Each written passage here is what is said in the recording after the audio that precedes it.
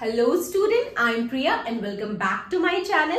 So today we'll study chapter 9 that is parameter and area. तो आज हम लोग इसका इंट्रोडक्शन करेंगे, then we'll solve the exercise. और पैरामीटर एंड एरिया इसमें से लास्ट ईयर की कंपैरेटिवली सिलेबस में काफी चेंजेस हुए हैं. कुछ टॉपिक्स हटा दिए गए हैं और कुछ एक्सरसाइज हटा दिए गए हैं. तो जो लेटेस्ट सिलेबस है उसके अकॉर्डिंग ही हम पढ़ेंगे. तो पहले तो हम ये जानेंगे कि पैरामीटर और एरिया में डिफरेंस क्या है. ठीक है, तो हम एक एग्जांपल लेके समझेंगे. हम एक स्क्वायर लेते हैं, ठीक है, और हम ये जानते हैं कि स्क्वायर में क्या होता है कि सारे साइड्स इक्वल होते हैं. ये स्क्वायर है, ठीक है, and in square all sides are equal. तो ये अगर 5 सेंटीमीटर है तो ये भी 5 सेंटीमीटर है, एंड ये भी 5 सेंटीमीटर है, और ये भी 5 सेंटीमीटर है. ठीक है, तो किसी भी क्लोज्ड फिगर का जो पैरामीटर होता है वो क्या होता है? Total boundary length. ठीक है, ये जो हमारा जो ये बाउंड्री है, या आप इसे एजेस कह लीजिए या सराउंडिंग कह लीजिए, तो किसी भी क्लोज्ड फिगर का जो पैरामीटर होता है वो क्या होता है? Total boundary length. ठीक है, पैरामीटर और एरिया दोनों ही क्लोज फिगर के लिए निकालते हैं. ठीक है, दोनों क्लोज फिगर के लिए निकालेंगे. बस इसमें डिफरेंस ये होता है कि पैरामीटर क्या होता है? पैरामीटर जो होता है ये क्या होता है? Total boundary length. ठीक है, अब इसका अगर मैं पैरामीटर निकालना होगा तो टोटल बाउंड्री लेंथ मतलब ये साइड इसका लेंथ प्लस ये लेंथ प्लस ये लेंथ प्लस ये लेंथ. ठीक है, इस पूरे बाउंड्री का जो लेंथ है वो पैरामीटर होगा. ठीक है, तो इस साइड का लेंथ, ये साइड का लेंथ, ये साइड का लेंथ, चारों हम ऐड कर देंगे तो क्या आएगा? 5 + 5 10 + 15 + 20.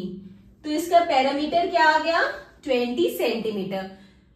तो किसी भी क्लोज्ड फिगर का जो पैरामीटर होता है वो क्या होता है? टोटल बाउंड्री लेंथ, वो होता है पैरामीटर. ठीक है, और स्क्वायर का पैरामीटर, वैसे भी स्क्वायर का पैरामीटर का फॉर्मूला क्या होता है? Parameter of a square. ठीक है, पैरामीटर ऑफ अ स्क्वायर क्या होता है? 4 × साइड. ठीक है, 4 × साइड होता है. तो हमारा 4 × साइड क्या है? 5. तो ये क्या आ जाएगा? 20 सेंटीमीटर. ठीक है, तो ये हो गया हमारा पैरामीटर. अब एरिया क्या होता है?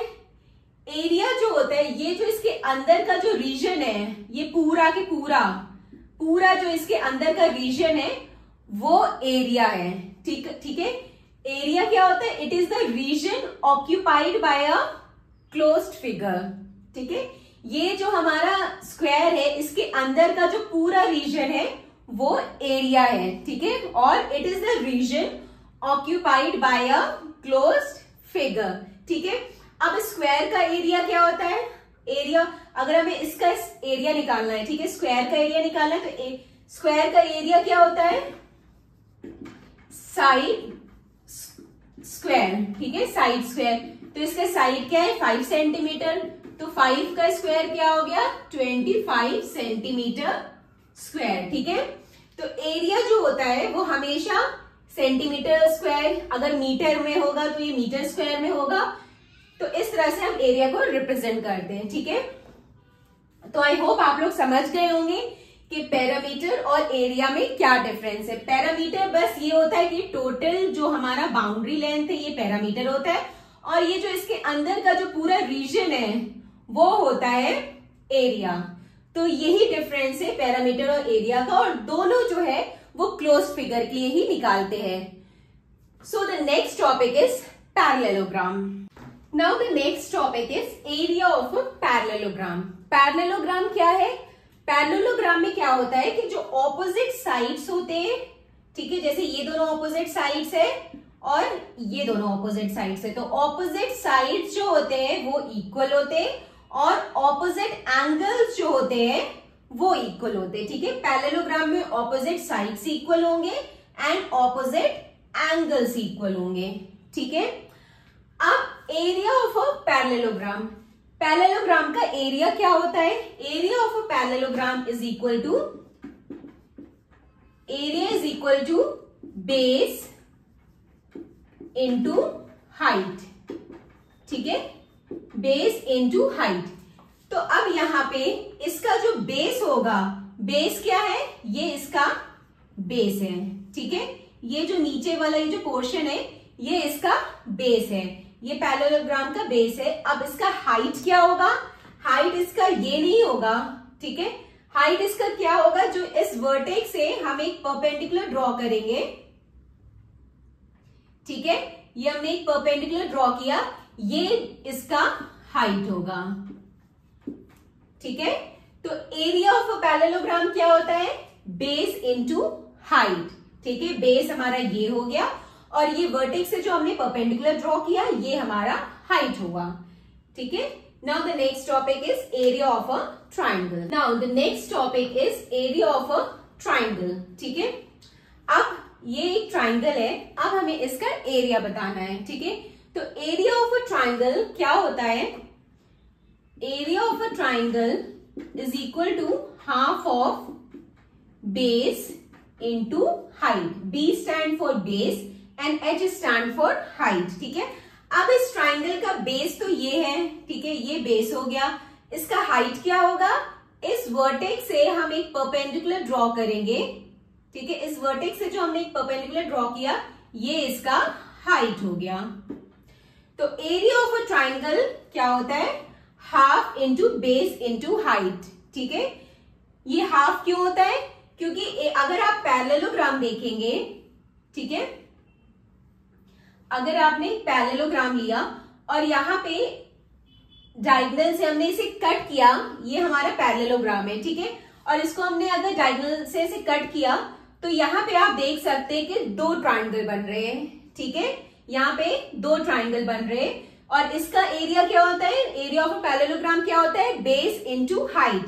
तो पैरेललोग्राम का, इसमें दो ट्राइंगल बन रहे हैं तो ये पैरेललोग्राम का हाफ है ये ट्राइंगल, ठीक है। तो इसीलिए half into base into height, ठीक है।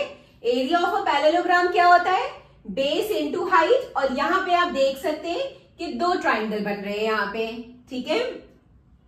तो जो है ट्राइंगल का एरिया कैसे निकलेगा, जब इसका बेस इंटू हाइट है तो ट्राइंगल जो है इसका हाफ है, तो इसीलिए एरिया ऑफ अ ट्राइंगल क्या हो गया, half of base into height, okay. So the next topic is circle. Now circle, ठीक है, ये हमारा एक सर्कल है, ठीक है। अब इसमें रेडियस क्या होगा, ये हमारा सर्कल का सेंटर है, ठीक है। इस सेंटर से जाते हुए जो सर्कमफ्रेंस को टच कर रही है लाइन, वो हमारा होता है रेडियस, ठीक है, ठीक है। ये हमारा सर्कल है और ये हमारा सर्कल का सेंटर है और इस सेंटर से टच करते हुए जो सर्कमफ्रेंस पे जाती है वो हमारा होता है रेडियस, ठीक है। और डायमीटर क्या होता है, डायमीटर क्या होता है, ये हमारे सर्कल के सर्कमफ्रेंस से टच करते हुए सेंटर से पास होते हुए जाती है, सर्कमफ्रेंस के दो पॉइंट पे टच करती है, वो हमारा होता है डायमीटर, ठीक है। ये हमारा डायमीटर होता है, ठीक है। रेडियस क्या होता है, हमारे सेंटर से पास होती है और ये सेंटर से स्टार्ट होती है और ये सर्कमफ्रेंस पे टच होती है, तो ये हमारा रेडियस होता है, ठीक है। ये सर्कमफ्रेंस के एक पॉइंट पे टच होती है और डायमीटर जो होता है वो सर्कमफ्रेंस के दो पॉइंट पे टच होता है, ठीक है। एक ये पॉइंट और एक ये पॉइंट, और ये डायमीटर है, ठीक है। रेडियस हमारा जो होता है वो सर्कल के किसी भी पॉइंट पे हो सकता है। रेडियस हमारा यहाँ ऐसे भी हो सकता है, ऐसे भी हो सकता है, ऐसे भी हो सकता है, से मतलब सर्कल के किसी भी जगह पे हो सकता है, ठीक है। और इसी तरह डायमीटर जो है, डायमीटर भी जरूरी नहीं है कि मैंने अगर ऐसे लिख दिया तो ये ऐसे है डायमीटर। डायमीटर हम ऐसे भी बना सकते हैं, ऐसे भी बना सकते हैं, ऐसे भी बना सकते हैं, तो हम किसी भी पॉइंट पे बना सकते हैं, ठीक है। और रेडियस जो होता है वो डायमीटर का हाफ होता है, ठीक है। जो हमारा रेडियस होता है वो डायमीटर का हाफ होता है, ठीक है। डायमीटर का हाफ कर देंगे तो हमें रेडियस मिल जाएगा।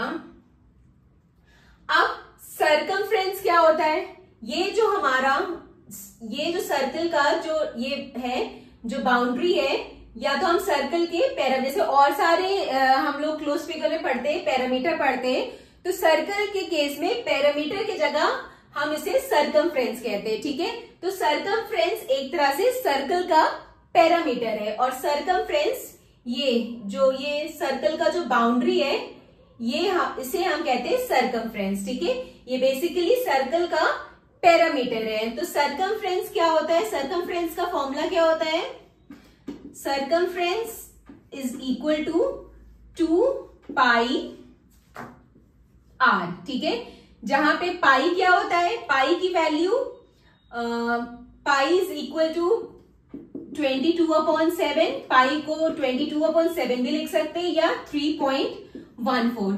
वैसे क्वेश्चंस में, कई क्वेश्चंस में दिया रहता है कि आप पाई की वैल्यू 22/7 लीजिए, कुछ क्वेश्चंस में दिया रहता है कि आप पाई की वैल्यू 3.14 लीजिए, ठीक है। तो पाई की वैल्यू 22/7 और 3.14 होता है, और आर हमारा क्या होता है, रेडियस होता है। तो ये हो गया हमारा सर्कमफ्रेंस, ठीक है। अब एरिया ऑफ अ सर्कल क्या होता है, सर्कल का एरिया क्या होता है, area equal to pi R square, ठीक है। Area of a circle is equal to pi R square, ठीक है। आर क्या है, यहाँ पे आर क्या है, रेडियस है, ठीक है। आर इक्वल टू रेडियस और डी इक्वल टू डायमीटर। तो आर हमारा रेडियस है, मतलब रेडियस का स्क्वायर कर देंगे और इनटू पाई कर देंगे तो हमारा एरिया आ जाएगा, ठीक है। ये हमारा सर्कल है, ये यहां से यहां तक हमारा रेडियस है, ये हमारा डायमीटर है, और रेडियस जो है वो डायमीटर का हाफ होता है। सर्कमफ्रेंस क्या होता है, सर्कमफ्रेंस बेसिकली सर्कल का पैरामीटर होता है।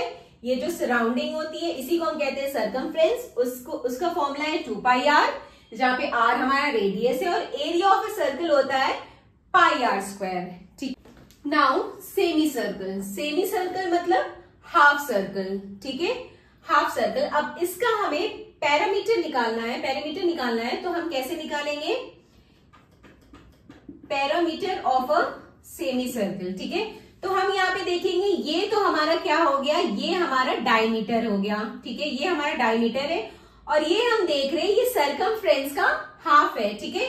पूरा सर्कल जो होता है वो एक सर्कमफ्रेंस होता है, पूरा सर्कल का सर्कमफ्रेंस होता है वो किसके इक्वल होता है, 2 पाई आर के, लेकिन ये हाफ सर्कमफ्रेंस है, ठीक है, हाफ सर्कमफ्रेंस है, तो ये क्या आ जाएगा, 2 पाई आर डिवाइडेड बाय 2, तो ये क्या आ जाएगा, पाई आर, ठीक है। तो ये पूरा आ गया पाई आर, ठीक है। तो हमें सेमी सर्कल का अगर हमें पेरीमीटर निकालना है तो क्या होगा, पेरीमीटर क्या होगा, जो बाउंड्री लेंथ है, ठीक है।